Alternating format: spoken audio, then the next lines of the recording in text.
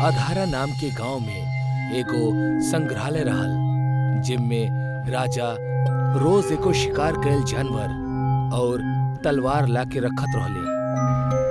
ऊ जगह सिर्फ और सिर्फ राजा के शिकार कईल जानवर और तलवार रखल जात रहे और उनकर देखभाल करे के खातिर राजा माला और गीता ई दू औरतन के वहीजा पे रखले रहले। एक शाम जब राजा शिकार से लौटल तब ऊ अपना साथे एगो भेड़िया के कटल शेर लेके आयल। इससे पहले राजा जानवरन के सिर्फ मरले रहल, पर आज उनकरा काट के पहली बार लायल रहे। एकरा कारण माला और गीता डरल रहली। राजा संग्रहालय में आयल। ऊ औरत वहीजे खड़ा रहली। एके सिर के खास तरीका से सजावल जाओ, ये हमार खास शिकार बा। सेवक भेड़िया के सिर औरतन के हाथ में दे देले। ओसे अबहीं भी खून टपकत रहल। राजा अपना तलवार माला के हाथ में देकर कहलस, एकरा भी खास तरीका से रखिया, हम कल देखे आई। इतना कह के राजा और उनकर सेवक वहीजा से चल गईले। माला और गीता उस शिकार और तलवार के संग्रहालय के बीचों बीच सजा देली। आज के तो हो गईल। चला खाना खा के सूतल जाओ, बहुत भूख लागल बा। रुका, ई देखा, तलवार पर लगल सब खून जमीन पर गिर रहल बा। एकरा साफ करे के होई। ठीक बा, हम करतानी। तू जल्दी जा और खाना गरम करा। जा। हाँ ठीक बा, ठीक से करिया। हाँ। गीता दूसरा कमरा में चल गई और माला उस जमीन पे पड़ल खून साफ करे लगली।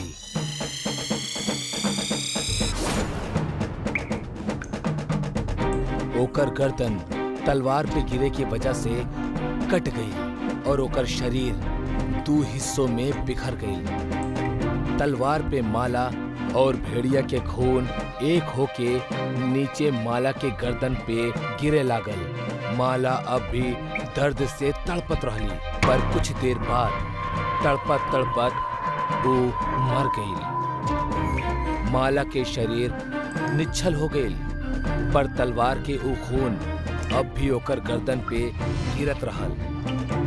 थोड़ी देर बाद वो कटे हुए भेड़िया के आंख चमके लागल और ओके कारण वो भयानक और जिंदा दिखाई देवे लागल।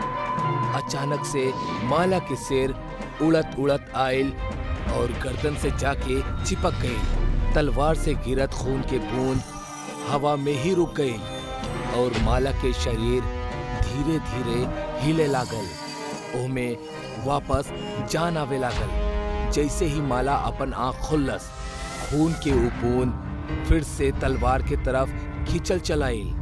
ओकर आंख बिल्कुल पीली हो चुकल रहल। गर्दन पे कटल निशान भी वैसे ही रहल और उसे भेड़िया और माला के खून एक साथ बहत रहल।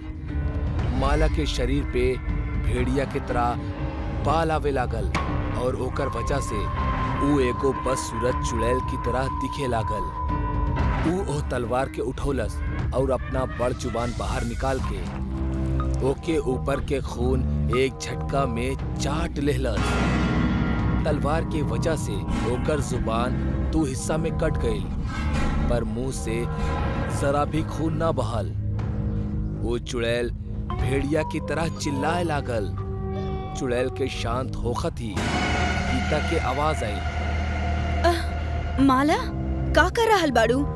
आवा, खाना गरम हो गइल बा, भूख लागल बा। तलवार हाथ में लेके चुड़ैल गीता की तरफ जाए लागल। गीता एगो छोटा सा कमरा में खाना खात रहली।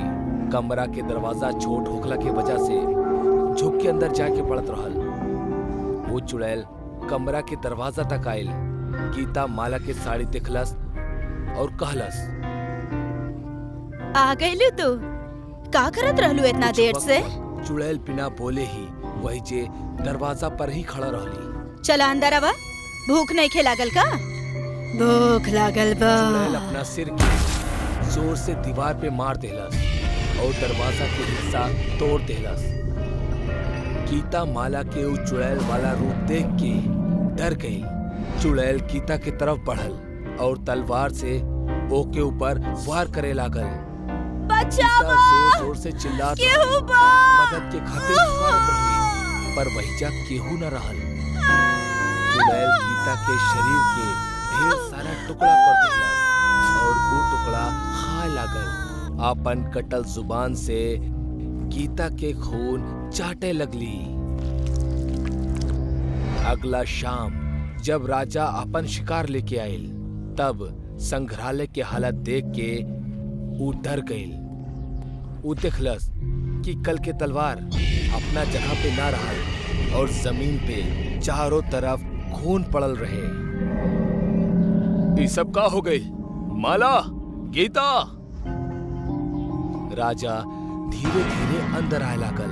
राजा के दो सेवक भी डर डर के राजा के पीछे जा लगले। चलत चलत राजा वो छोटा कमरा तक पहुंच गए और अंदर के वो दृश्य देख के और भी डर गए। जमीन पे सारा खून और अतड़िया पड़ल रहल। डर के मारे राजा अपन तलवार निकललस और आगे बढ़त रहल। अचानक चुड़ैल ऊपर से उ दू सेवक पे हमला कैलस और तलवार से उनकरा मार देहलस।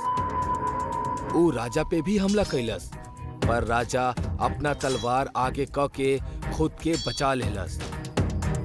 के बाड़ू तू? माला? भूख लागल बा, तहरा के खाएब। माला, मतलब तू ही गीता के मरलू और खा गेलू, नरभक्षी कहीं के। चुड़ैल के सुन के गुस्सा आ गई और वो भेड़िया के आवाज में चीखे लागल। चुड़ैल राजा के ऊपर जोर से वार कैलस और ओकर तलवार के तोड़ देलस। फौरन ही दूसर वार कैलस और ओकर सिर धड़ से अलग कर देलस। तीनों के मरला के बाद उनकर लाश के घसीटत घसीटत अंदर लेके गई और एक एक के काट काट के खा लागल। भूख लागल बा।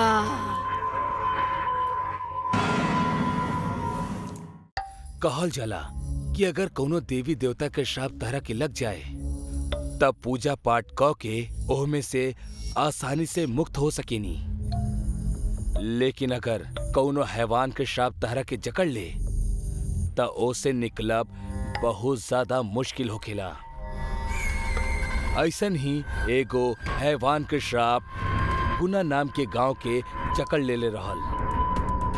उत्तरी इलाका में एगो पहाड़ रहल और ओकरा ठीक नीचे ई गुना नाम के गांव बसल रहल। गांव में बहुत खुशहाली रहल। खेत में फसल भी अच्छा से होखत रहल। चारों तरफ उल्लास के माहौल रहल। मगर एगो रात जब सारा गांव गहरा नींद में सुतत रहल, तब गांव के पीछे के पहाड़ अचानक से हिले लागल। सबके लागल की भूकंप आ गईल और एकर वजह से सब लोग डरे लगले।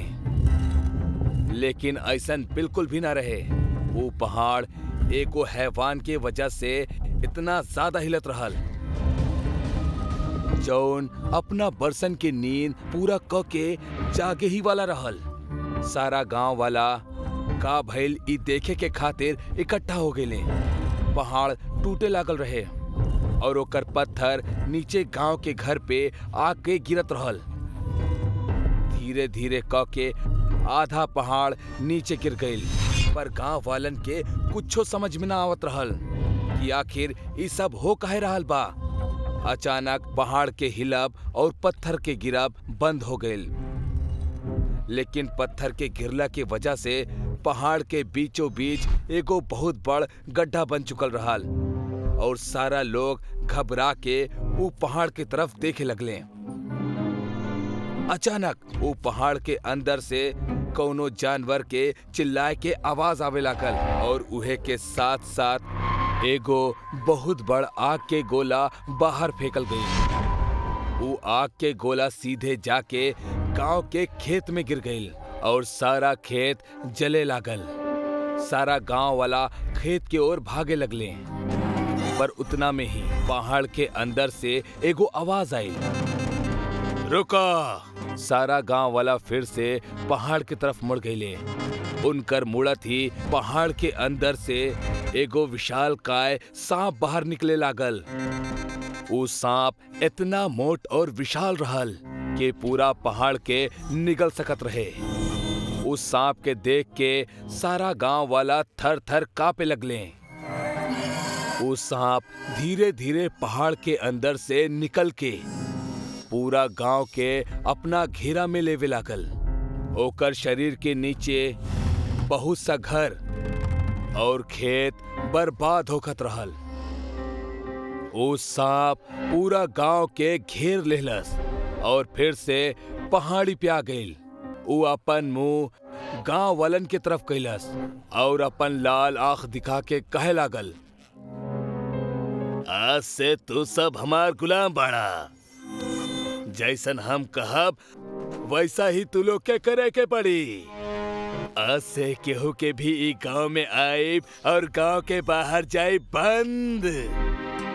और कल से रोज एगो इंसान हमरा खाए खातिर चाहिए।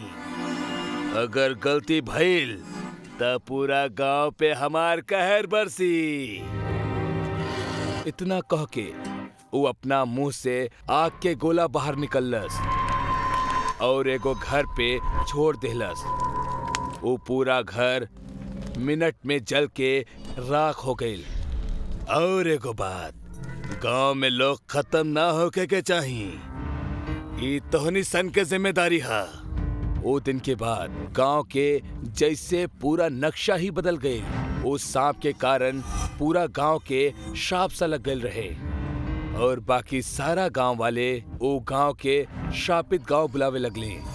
गांव के हाल बेहाल हो गए रहे। बहुत सा लोग ता बीमारी और भूख से मरे लागल रहले और जोन बचत रहले उस सांप के शिकार होकर जात रहले।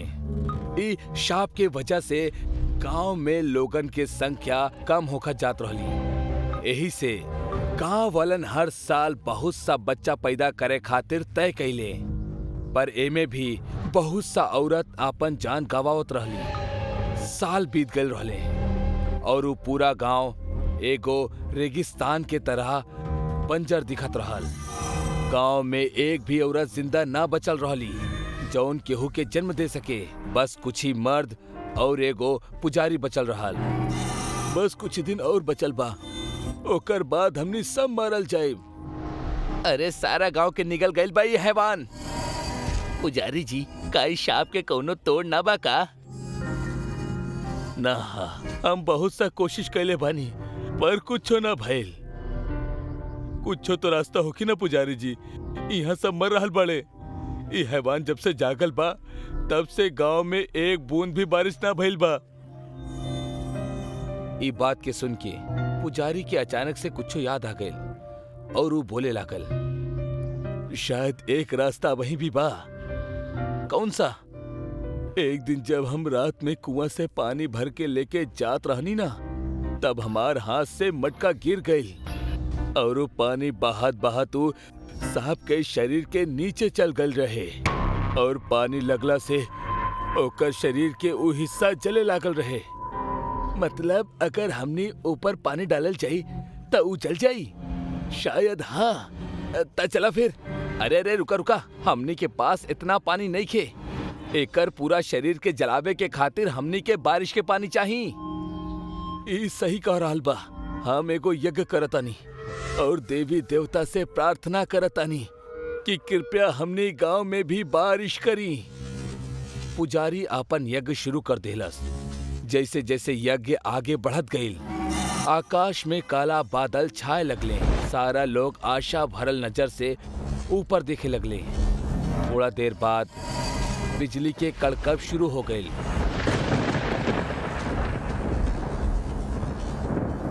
बिजली के आवाज सुनत ही ऊ हैवान जाग उठल और ऊ देखलस कि गांव वाला यज्ञ कर रहल बड़े। ऊ बहुत गुस्सा हो गई। ए तू लोग ठीक ना कैला। अब तू सबके सब मरबा।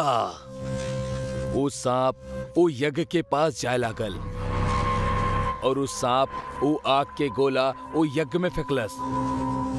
वो गोला के वजह से पूरा यज्ञ बर्बाद हो गईल, पर आसमान में अपहिनो बिजली कड़कत रहल।